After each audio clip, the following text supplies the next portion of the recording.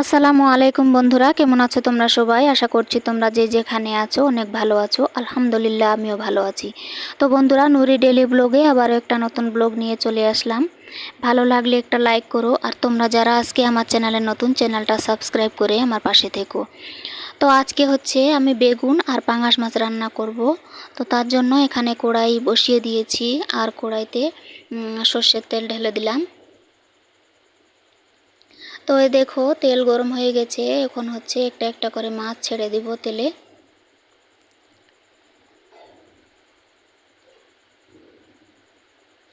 তো এই দেখো মাছগুলো একদিকে ভাজা হয়ে গেছে, এখন ওপর দিকটা ভাজবো, তো ওই জন্য মাছগুলো একটা একটা করে উল্টে নিচ্ছি। তো বন্ধুরা, তোমরা যারা রোজই মানে সপ্তাহে 1-2 বার পাঙাশ মাছ রান্না করো, তারা জানবে যে পাঙাশ মাছে মানে পাঙাশ মাছ ভাজলে কতটা পরিমাণে তেল বের হয়। তো এই দেখো আমি মাছগুলা সম্পূর্ণ উল্টে নিলাম। তো মাছটা আমার ভাজা হয়ে গেছে, এই দেখো লাল লাল হয়ে গেছে দুই পাশে। তো এখন আমি তুলে নিব।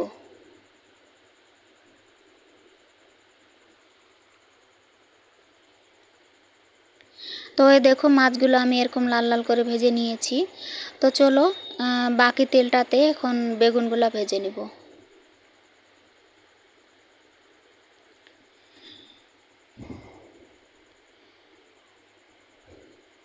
তো বেগুন কেটে ভালো করে ধুয়ে লবণ হলুদ দিয়ে আমি আগের থেকে মেখে রেখেছিলাম, যাতে এক্সট্রা জলটা বেরিয়ে যায়।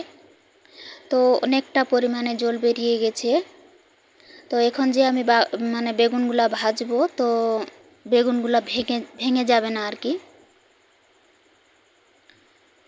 তো তোমরাও চেষ্টা করবে এরকম লবণ হলুদ দিয়ে আগের থেকে মেখে রাখার।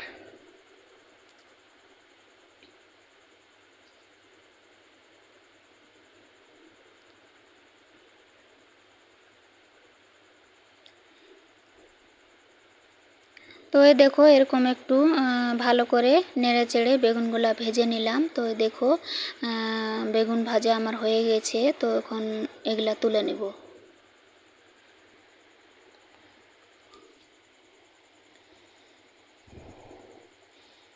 তো এই দেখো বেগুনগুলা তুলে নিয়েছি, এই দেখো এরকম হয়েছে।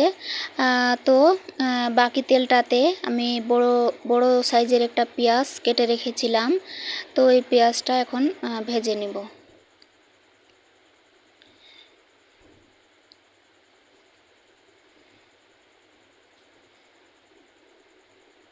তো এই দেখো বন্ধুরা, পেঁয়াজটা লাল লাল হয়ে গেছে।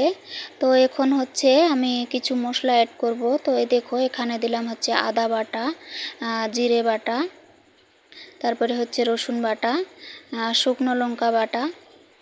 তো এগুলা উপকরণ দিয়ে এখন হচ্ছে ভালো করে পেঁয়াজের সঙ্গে মিশিয়ে নেব, ভালো করে নেড়ে চেড়ে মিশিয়ে নেব।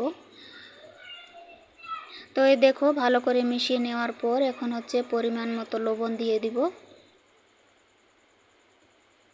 পরিমাণ মতো হলুদ গুঁড়ো দিয়ে দিব।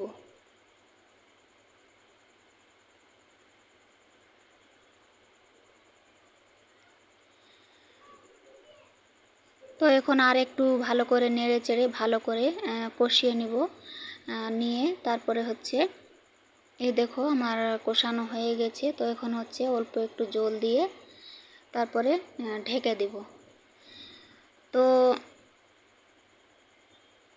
এরকম মানে একটু জল দিয়ে কিছুক্ষণ মানে 1 মিনিটের মতো ঢেকে রাখলে কি হয়, মশলার যে মানে গন্ধটা সেটা চলে যায় আর কি। তো এই দেখো আমি 1 মিনিটের মতো ঢেকে রেখেছিলাম, আর এই দেখো ভালোভাবে মশলাটা সিদ্ধ হয়ে গেছে। তো এখন এরকম করে নেড়ে চেড়ে এ দেখো কত সুন্দর হয়েছে কালারটা। তো আমার মশলাটা কষানো হয়ে গেছে, এ দেখো তেল ছেড়ে দিয়েছে মশলায়, এ দেখো তেল বের হয়ে গেছে। তো এখন হচ্ছে ভেজে রাখা বেগুনগুলা দিয়ে দিব। তো বেগুন ভাজাটা দিয়ে এখন হচ্ছে মশলার সঙ্গে বেগুন ভাজাটা একটু ভালো করে মিশিয়ে নিব।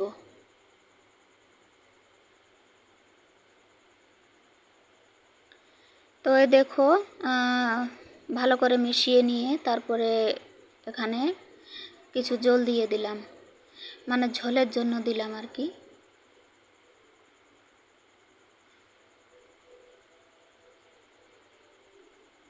এরকম ভালো করে একটু নেড়ে চেড়ে এখন হচ্ছে ভেজে রাখা মাছগুলো দিয়ে দিব।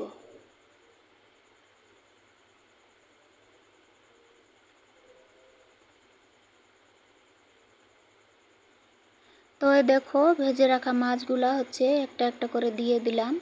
তো মাছগুলা যে আমি ভেজে বাটিটাতে রেখেছিলাম ওই বাটিটাতে একটু একটু জল দিয়ে সে জলটাও দিয়ে দিলাম।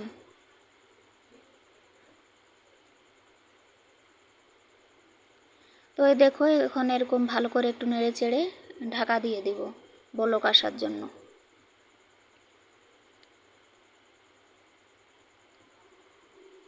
তো এই দেখো বন্ধুরা কয়েক মিনিট পর ঢাকনাটা খুলে দেখলাম তরকারিটা আমার হয়ে গেছে। তো চলো এখন হচ্ছে কড়াই থেকে তরকারিটা নামিয়ে তারপরে তোমাদেরকে দেখাচ্ছি কত সুন্দর কালারফুল হয়েছে।